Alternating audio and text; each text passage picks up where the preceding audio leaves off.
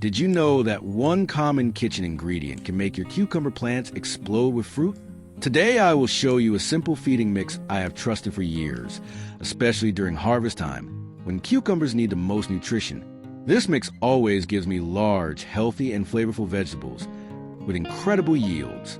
The nutrients in this blend help plants absorb food more efficiently, strengthen their root systems, and boost their resistance to disease. With regular feeding, you also improve the taste, color, and nutritional quality of your crops. Not only do the plants benefit, but the soil improves too. It restores minerals, enhances the soil structure, and keeps your garden fertile over time. Before we continue, hit like and subscribe so you never miss out on these free daily tips. Start by adding 1 tablespoon of yogurt to half a liter of warm water.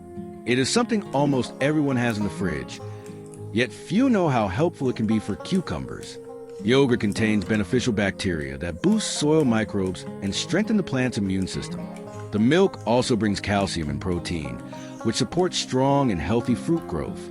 Next, add 1 tablespoon of wood ash. It is a great natural source of potassium and calcium, essential for strong stems and rich fruit production in cucumbers. It also improves the pH of the soil and helps it stay loose and fertile. The final ingredient is half a spoon of garlic powder. It effectively keeps pests away and protects cucumbers from powdery mildew.